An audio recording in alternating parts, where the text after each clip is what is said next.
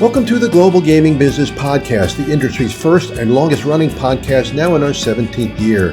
I'm Roger Gross, the publisher of GGB, and in this special edition of the podcast, we sit down with Paul and Phil Juliano, senior executives at the Bally's Corporation, on how the rebranding of the company is going and how the various Bally's casinos are handling it, particularly the flagship Bally's Atlantic City. The GGB podcast is sponsored in part by Konami Gaming, now delivering Lucky Envelope to casinos across the U.S. on its award-winning Dimension 49J cabinet. Welcome to the Global Gaming Business Podcast. My guests today are Paul Juliano and Phil Juliano from Bally's Corporation. Guys, thanks for joining us. It's great to see you. Thanks for having it. Appreciate it. Thank you. So, Phil, you got the Bally's building behind you there. So we'll talk about that in a little bit. But I want to start off with Paul. Paul, you're head of the operations for the company. So I'd like to find out, exactly how the rebranding is going with the properties all around the country. It's great. We're making a lot of progress. We're predominantly partnered with Yesco out of their Las Vegas office and assisting to apply the Bally's brand to all of our properties. We're about midway through that process. Mm-hmm. Over the next couple of months, we'll see the lion's share of the activity on the exterior of our buildings. That process should conclude right around the end of May, early into June. So this is the fun part, right? Letters being raised on buildings and lighting up our nice red B. It's pretty cool. Right. Absolutely. So some properties are getting more of a overhaul than others. I'm thinking about the Kansas City property now. That you're pretty much redoing the whole thing, right? Absolutely. So we're transforming that property. We've got a pretty large master plan for what happens there, including reimagination of the site, a cladding. It's a boat property, floating vessel. Right. Reimagining the skin of the boat to make it look like a modern building. A 40,000 square foot land-based commercial center that will house a Chickies and Pete's restaurant and a Sugar Factory restaurant, and a newly imagined sense of arrival and connection to the parking structure next to it. So there's a lot happening there, and it's starting to make some progress. So that's exciting. Right. Yeah, no question about that. And then the Jumers property, the former Jumers property in Illinois, they had a lot of loyal customers for quite some time, and it's a really great market. How is that coming along? And are the customers sticking with you as you rebrand it to Bally? Yeah, absolutely. The signs there are actually due to begin right around the end of this month in March here. And that'll be a nice transformation. We've already done a lot of rebranding, interior of the property and through employee activations, internal branding, but the big signs come soon. So that'll be exciting. And we've, resonated well so far in the market. I'm sure Phil can speak to that. Sure. And what kind of shape was that building in when you took it over? Generally good. It's really a nice property, nice and clean. An amenity package that we're evaluating to look where we can make the most impact for our customers. But, there's a little bit of deferred maintenance in a lot of the different properties that we have acquired recently. So we've been strategic in our plans to address that. But no, Quad Cities was, generally good shape. Nothing without some activities. I'm still an operator, so sure. I always have to think about best and worst case. And generally, it's a pretty nice property. So I guess in Rhode Island, you're just putting the signs up there, right? There's no reason to change anything that's going on. They're so successful up there. Perhaps yes, and perhaps no. We've actually got big plans happening in Rhode Island. Oh, okay. So we are in the middle there of a 50,000 square foot expansion, 40,000 square feet of new gaming space that helps us get all the games down on the first floor of the property. It's a 2-floor property today. Really concentrates the gaming on the first floor. It adds in 7 different regional types of Asian cuisine and an Asian food hall, a new bar atmosphere there, and really a first-class casino experience that we have not had. At Bally's Twin River Lincoln, that's a really nice way to rebrand is to also add this expansion. And to go with that, we're adding a 14,000 square foot Korean style spa. So that'll be a really unique amenity. It'll help us really well in Asian gaming, which is a nice population in the Rhode Island area, and bring some new amenities to that property. So there's quite a bit, and that goes with the external rebranding that's just taken place there. So another exciting time. That expansion and spa are due to be complete around the end of this year. Okay. Pretty exciting. Are you guys surprised that you weren't impacted that greatly by the Massachusetts casinos? I mean, everybody thought, when Wynn opened in Boston, you'd shrink, but it's been the opposite. You guys have been growing. Well, let me jump in. I don't know that we've been growing. We've done a wonderful job in Tiverton, which has kind of exceeded our expectations. Right. That market, for whatever reason, seems to be insulated against the expansion in Encore. I really thought we were going to get hurt worse there. And we've weathered the storm and actually grew all this year, had our best year ever. But the I-95 to 93 corridor, that's what got impacted by Encore. Right. And I suspect part of it was pandemic related because the traffic got easier to get in and out. Sure. I often thought that their location was going to be a real problem traffic wise, getting through the tunnel and getting over to Everett and whatnot. Right. But it cleaned out during the pandemic, and they did a lot of right things. I mean, come on, it's $2.7 billion facility. Right. I'm not saying they did all of it right, but I don't know that the level return on that investment, though they made a great deal recently. Right. But I do. They did really impact us, and they impacted Plainview as well. Right. Plainfield. We understand, what we have to do. It's a tough situation because the slot tax is 72%. Right. So I remember when George Papanier offered me the job, I asked him, what's the top end tax in slots? He told me 72%, and I hung up.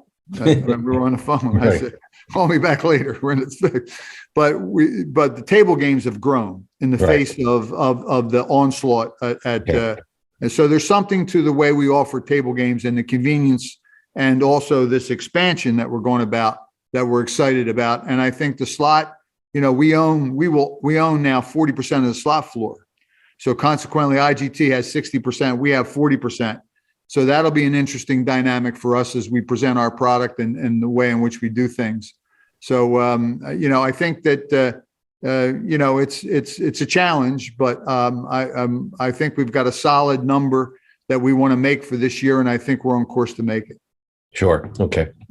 So your Bally's is applying is used to this high tax rate, which is that's part of the reason you're applying for casinos in New York City and Chicago. I mean, those tax rates are sky high as well. Yeah, I think you have to know what you're doing. I mean, you can't be cavalier about just repeating marketing programs that have been traditional and lower tax rates and think you're going to get a return, because you're not. Sure. Right. So you have to do a lot of things. You have to understand, you have to discuss with regulators, marketing reimbursement schemes and whatnot, to offset the tax. But those markets are robust. And consequently, if the tax comes in fair, and I'm sure it will be, because, what I've seen is ultimately reason prevails. Okay. And the regulators and the governments get back. They see the concentration of population, and they know you're going to do a lot of business just because you're there. Right. But by the same token, they listen, that when it becomes irrational, that they give the biggest winner in the deal, by the way, if they make a good deal, is them. Right. That's always the most amazing part to me. Yeah. And when I debate this with them, I try to show them, look, just give me more and we'll find out whether or not we can make more. But if you hold me back, then and don't want to talk about reimbursable type of incentives, then you're the only person you're shooting in the foot is yourself more than us. Right. I mean, they're almost your partners, They are very much that, and they should root for us to increase revenues, right? At every turn. Right. So another thing you're involved in is taking over the Tropicana with the deal you've made recently. I was in there a few weeks ago, and you got a lot of work to do. The casino looks good, but everything else is a little bit shabby. There's going to be a lot of work to be done there. Yeah, let's see how that ends up. Okay, I think it would be premature to talk about it. Sure. We're prepared to do whatever we have to do, but I think I think it's a work in progress. So I think we have to see how that comes out. Well, it has a lot of potential. That pool area, can be very nice if it's redone, and the building has good bones. How many times have you been in there? It's a historic building. Well, the location with Right. what the professional teams have done and relocated in the South, and the access to locals, that you still do have accessibility to locals. Yeah, it really whets my appetite for what that corner can bring, and it could be explosion corner really, we're all excited about it, but let's see how we treat it in the end. Okay, great. So, Paul, are you having problems hiring employees? I mean, we've heard that's a real issue for most of the big casino companies. Is that an issue for you guys? It is. It's remained an issue through the pandemic. It's been certainly a whole new world to deal with. It's been very challenging.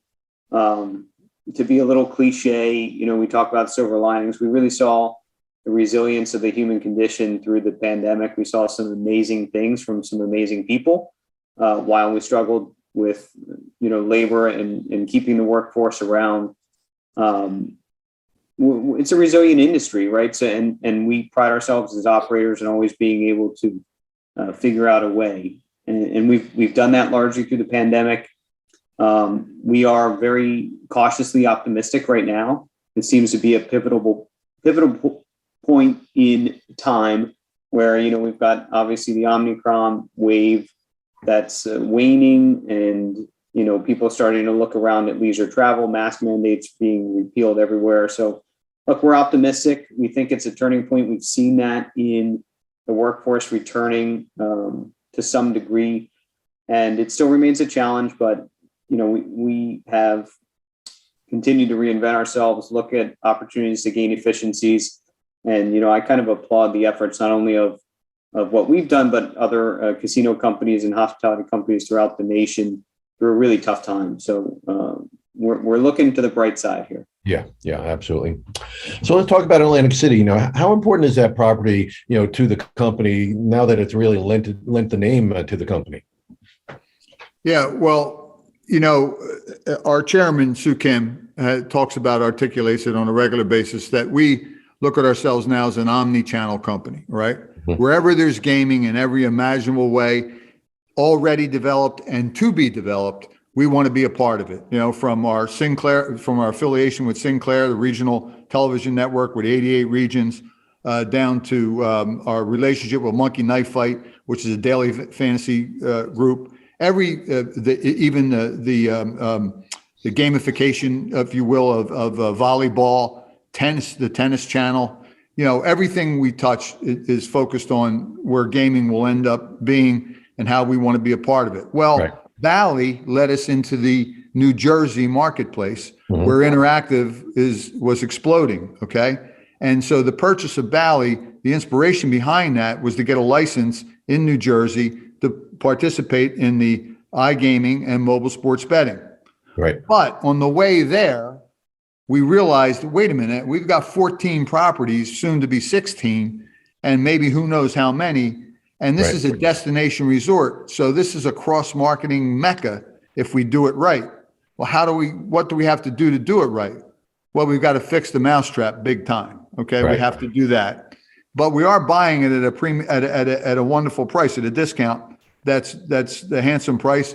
And on top of that, we bought a name that when we first bought it, I don't think we appreciated how well known that name was. Mm-hmm. I did some research. I did 1,000 gamers throughout the country, and found out that the name Bally resonated with a huge majority of them. So we picked up a great brand, a great name. What's in a name? Eventually it's the brand. Promise made, promise delivered.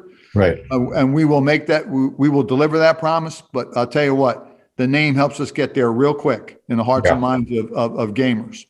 So consequently, we bought the place, and then the regulators came back and said, you got to spend this. We probably would have spent it anyway because in order to meet our standard. And I guess we're going to talk about what we're doing. So. Sure. Inspired by the gift-giving tradition of the red envelope, Konami's Lucky Envelope Premium Slot Series is bringing mystery cash prizes to players. Guests can open up their luck with mystery jackpot events, instant symbol-driven credit prizes, and more. See the video and download the brochure by visiting KonamiGaming.com/luckyenvelope. And now back to our podcast. Well, last summer, when I met with you and George at Bally's, you told me that the place would be transformed by the end of this year. Are we still on track for that deadline?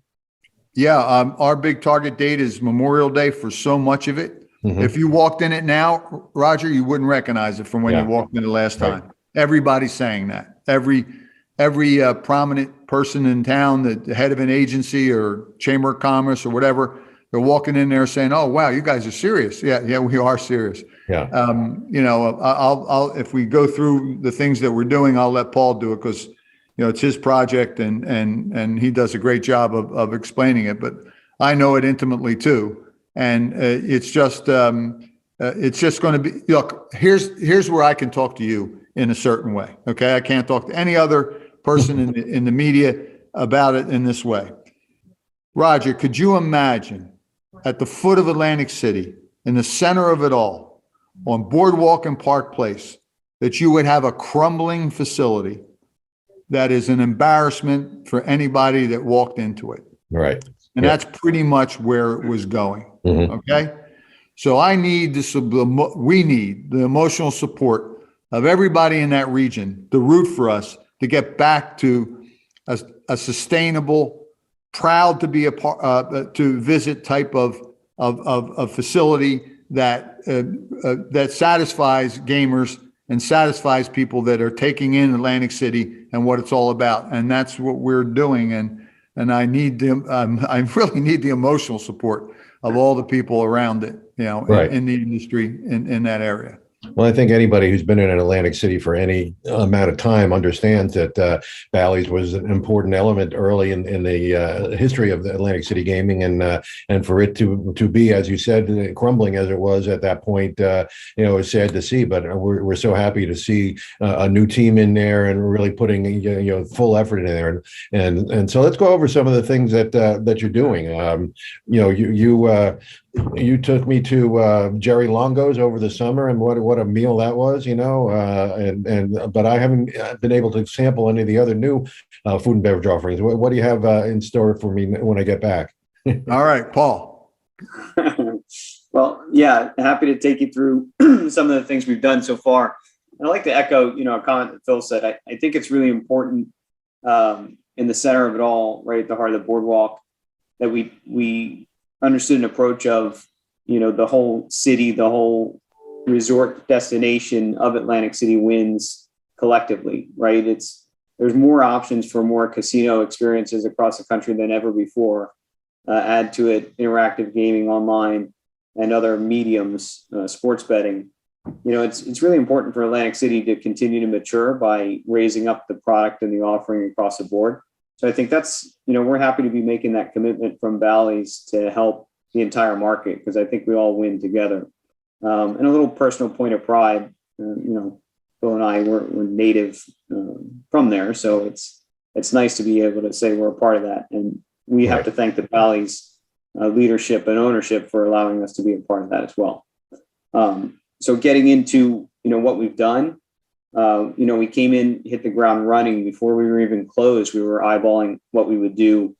Some dilapidated space on the casino floor that was once a cocktail lounge. We turned into a FanDuel sportsbook. Mm-hmm. A really great place to watch a game. Sports bet land-based for us there. A new entrance into the casino at the boardwalk, rebranded. We went immediately upstairs and did Jerry Longo's Meatballs and Martinis, which really a brainchild of Phil and Jerry Longo to make that come to life. First, we did that in Dover, and then, a nice project in Atlantic City has given us a great casual Italian dining restaurant with some life to it. Blackjack tables within the room and DJ on the weekends. It's a really fun space. So I hope you get to see that on a Saturday night. We kept rolling right from there. We made a partnership with a Water Dog restaurant, which is a local fan favorite from Ventnor, New Jersey. They're kind of a avant-garde Jewish style deli and 3-meal restaurant right on the 6th floor at Bally. So we activated that whole somewhat historic 6th floor at Bally's. Sure. We have Guy Fieri's Chop House, which is a great restaurant. We have Jerry Longo's, we have Water Dog, and then we created this experience called Dining on the 6th, where You can sit in the atrium space with live music and entertainment. You can order from any menu. And it just happens to be next to our VIP lounge as well. So that sixth floor went from, an okay space to a really knocked out space. And we did that in a pretty short time. We obviously didn't stop there and kept rolling with more projects. And we teed up a really large room renovation. The first part of that was addressing the Bally's Tower iconic rose glass, which was, I don't know why, but unfortunately speckled with the occasional blue window. There were probably 50, 60 mismatch glass panels on the tower. And it really just kind of sent the message of kind of give up and conceding mentality. Right. And that's not us. So it was really important that we fix that. We fix it right away. And we went into the rooms in that same tower. There's 750 rooms there. We're touching them all. The big bulk of that was about 400 to 500 standard keys that are getting a complete renovation, new bathrooms down to the studs. And the tower has great bones, so it lines up well for that. We're also adding about 112 corner suites. The tower lays out with these outstanding corner rooms. They go all the way up the tower. Full renovation, separate soak tub with views of the ocean. They're really great. That's like a junior suite category. 16 new penthouse style suites that were formerly a little more segregated. We knocked out some walls and created really a first class experience in a penthouse style suite. And so we addressed that whole tower. Those rooms are going to be done before Memorial Day. They're past the midpoint, and we're getting a floor back every week right now. So we'll have a great product, and happy to celebrate that the whole city has been touching rooms. So I spoke a little bit about how Atlantic City, you can think of it cohesively as a resort destination and entertainment region. There's a high concentration of excellent rooms right there in Atlantic City, and we're a part of that story. So that contribution, I think, is really important to the success of the whole region. Sure. But we have a room product we can be proud of, which is, that was huge. Those rooms were dated. And then a few more really key projects that'll be done before Memorial Day. We're renovating our hotel lobby. So that arrival, departure, first and last impression is going to match the room experience that you have. We've got a really fantastic lobby bar. That's the casino and lobby bar for us. There's a special twist to that, which we will release around the end of this month. So a really exciting project that'll be done for Memorial Day. And then one I think we're all pretty fired up about, which is the Yard Beers, Eats, and Beats. That's a new facility within the Bally's campus. There, formerly Harry's Restaurant was located there. Their lease expired, and we saw an opportunity to do something interesting. So we are constructing a 5,100 square foot new building in the courtyard of the historic Dennis Hotel. That's a part of our campus, along with an existing 5,000 square foot restaurant. So it's over 10,000 feet. It's going to be a beer hall, gastropub, entertainment facility. And we think it's one of those, you call it non-gaming amenities, but I like to think of it as an entertainment destination amenity that raises the bar again for the whole city. It's right on the boardwalk. It's really an activation that's for everyone. You don't have to be a blackjack player to come enjoy it. We'll have tons of live music. It's a structure and a space that in the summer, the roof retracts, the walls open up, and your indoor-outdoor space is what we all dream of at the Jersey Shore.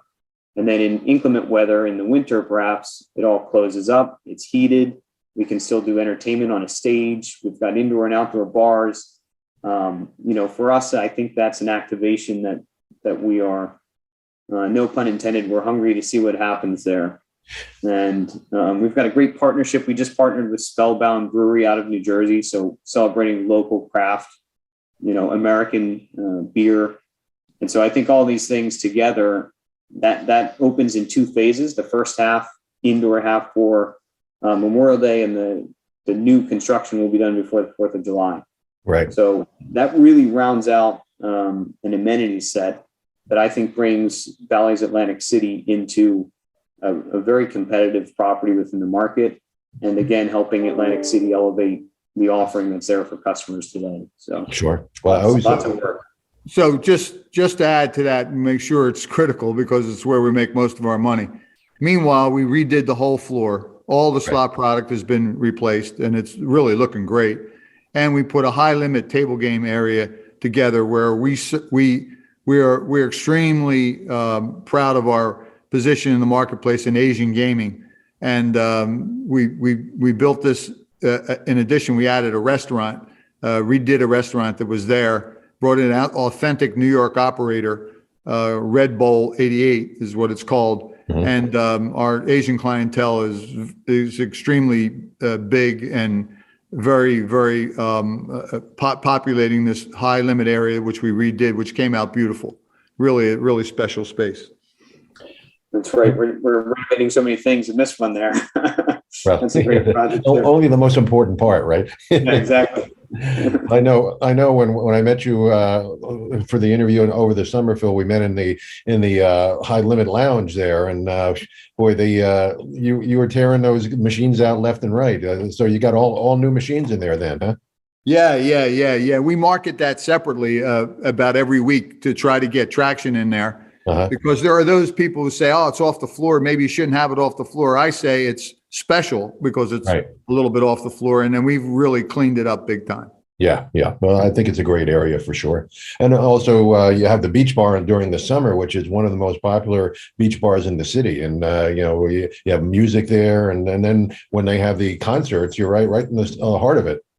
Correct? Yeah, we are. We start a campaign. Reminds me, let me address the beach bar first. The beach bar is dynamic and we'll run it as well, if not better than we ran it last year. That beach bar married to the yard is going to create a destination area for a different demographic than Bally has ever really been able to get their arms around. A little bit of it at the beach bar, but not as much as we expect happening now. And it will be, it'll be non-gaming revenue, so it'll be cash revenue, which is, that works too, Sure. So, so we're excited about that. The concerts, yes, there's two big ones on the beach and there's some plans that I can't necessarily nail down at this point in time, but we will start our launch in the middle of April. And we're spending millions of dollars to tell people about Bally throughout the summer. And hopefully we can culminate that whole plan in a beach concert of our own, if we can get the right act. And we're out there looking now. That'd be great. Absolutely. Yeah. And then you mentioned earlier the connection with volleyball. I mean, are you going to have a volleyball court right in the front of the hotel there on the beach? Right now, Paul can probably speak to this. Right now, I think we're going to keep the tournament they bring in down at Albany Avenue because of the logistics of bringing it in front of the beach. But ultimately, we had a plan to put it actually on the boardwalk. It's actually a boardwalk that we own. It's not really boardwalk. It's that big U-shaped boardwalk in front of what is today going to be the yard, right? So we thought about putting it there, but we have we got to make a final decision on it. And I think for this summer, their event will be down on Albany Avenue. Okay. Yeah, we are still going through some planning. We just had a CRDA hearing on some plans to do a volleyball stadium on the beach adjacent to our beach bar. We're awaiting approvals to keep that moving forward. As far as timelines go, that's more than likely next year project. But we are going through the motions here, the steps to get us ready to embrace AVP volleyball and make that very much a part of our program. And that's a really fun and exciting activation too, right in the center of the boardwalk. Sure, absolutely. Well, you guys are looks like you're hitting on all cylinders here in Atlantic City for sure. So thanks for taking the time to sit down and talk with us and explain what's going on. And I'm looking forward to getting back there myself and having a great summer and certainly including Bally's in that rotation. So again, thanks for joining us and let's stay in touch. Hope you enjoyed this week's podcast with thanks again to Konami Gaming. Check out KonamiGaming.com/Lucky Envelope for a look at the newest original series on Dimension 49J. To learn more about Bally's and how it plans an omni-channel approach to gaming, visit GGBmagazine.com. Subscribe to GGB News to get all the news of the gaming industry delivered to your desktop every Monday morning. Sign up at ggbnews.com and use the coupon code GGB180 for a free subscription. Don't miss a single episode of the podcast. Subscribe on Apple Podcasts or Spotify today. So we'll see you next time on the GGB Podcast.